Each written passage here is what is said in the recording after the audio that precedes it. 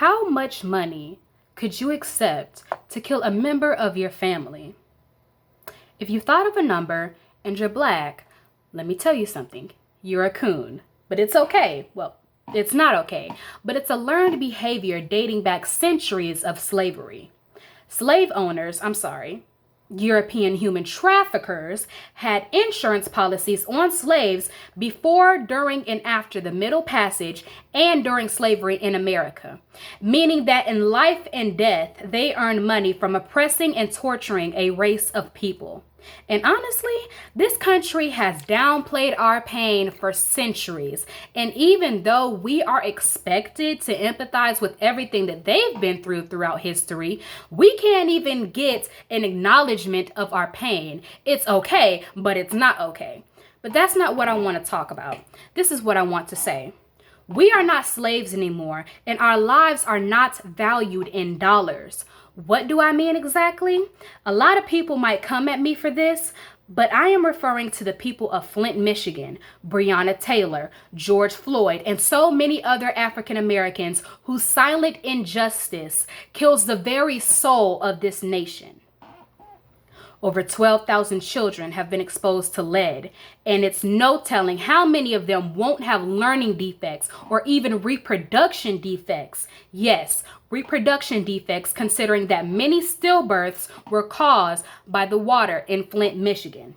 And not to also mention the 12 people that we know of have died.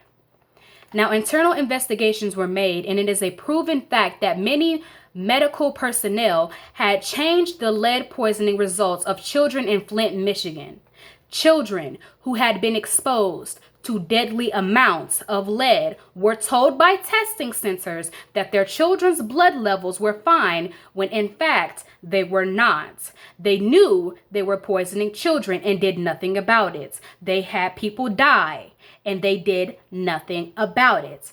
Now, have you heard of someone getting away with 12 murders and they were practically doing it on camera?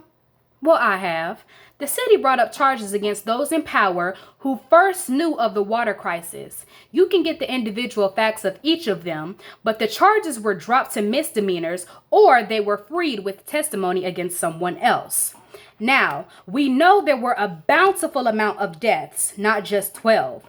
But how can 15 people just walk away from a murder charge? An involuntary manslaughter charge.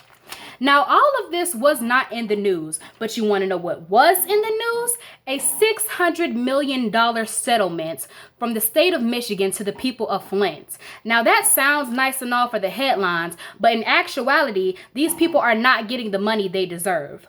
You only qualify if you have certain injuries, and you must be monitored by the court while you are receiving treatment and their money. Now, if this whole situation does not sound like one big ass science experiment on black people, then I don't know what the fuck you want me to call it. But the money is mostly going to build special education schools because children are more affected by lead poisoning. And I'm not saying they shouldn't do that, but why aren't people receiving money for the thousands of dollars of medical bills that they have to look forward to? Not only for their children, but for themselves. What if a parent needs to take a sick day for either themselves or their child? They risk literally losing their job and their livelihoods if they do this. And I just want y'all to think about what's going on in America right now, the unemployment situation in America right now. Unemployment is not going to help for lead poisoning and COVID-19 hospital bills. So before y'all start bitching about wearing those masks, shut the fuck up and think about Flint. In the case of Breonna Taylor, justice was not served. Questions have not been answered. Months went by as the mayor had no response to the case of Taylor's murder. It was only until a $12 million payment was made that the world and everybody in her city came to a standstill. The reason why it is so important the mayor didn't speak up is because he is the overseer, and yes, I said overseer, of the police department. High-ranking officials in the department felt abandoned by their own mayor when protests started sweeping through the city. He gave the settlement 2 months after the local prosecutor agreed to have the charges dismissed. The mayor knew that the riots were only going to get worse, and everybody just accepted the fact that this man gave out $12 million. $12 million. What a cheap price for a black life. Breonna Taylor's name has become more of a movement than a person. Y'all can say what y'all want, but that money dehumanized her. Y'all didn't see the pictures of how they shot up her apartment. And I bet y'all also didn't know that that woman was naked. She was naked when they murdered her in her apartment for no reason.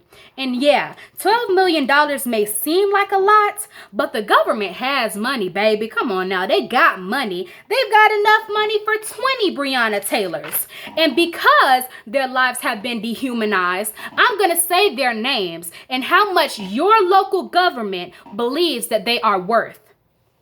Leonard Thomas's life was worth $12.5 million.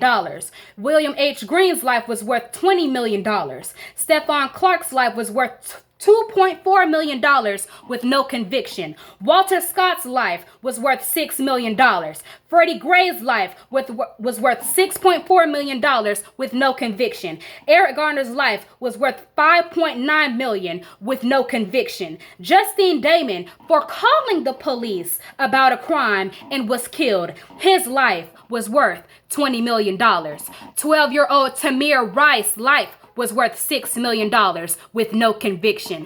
Derek Ambrose Jr.'s life was worth $2.5 million. Philando Castile's life was worth $3 million.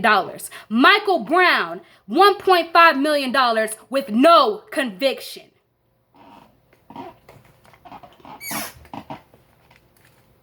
This money don't mean shit.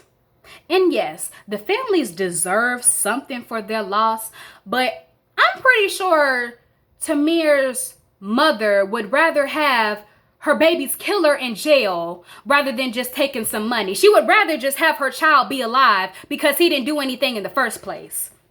Y'all can say what y'all want. I mean, would you trade out your 12-year-old child's life for $6 million? I'm not saying she did that, but would you do that? Will you drink Flint water Kool-Aid for $600 million that you're not even going to get if you're not sick enough? In New York State, the NYPD, being the largest police department in the country, paid out $302 million in just 2017 alone for police misconduct lawsuits. In the first 8 weeks of 2018, Chicago, not the state of Illinois, Chicago, paid out $20 million in police misconduct lawsuits. I'm going to repeat that again. In the first 8 weeks of 2018, Chicago paid out $20 million in police misconduct lawsuits. I just love how butthurt people get when we talk about defunding the police. And while I don't believe the pay of police officers should change, I believe that their budget should be more closely looked at by people like you and me.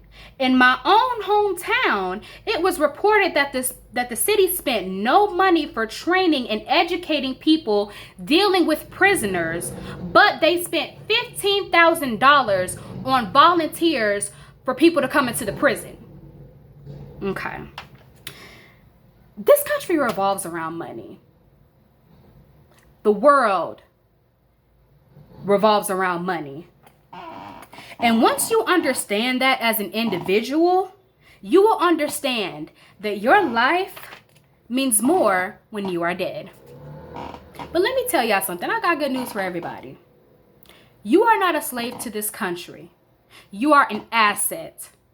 Always remember that. Whatever that means to you, always remember that. You are an asset to this country. You are not Uncle Sam's nigger to be bought and sold. And neither were the lives who were paid off and denied justice in the United States of America.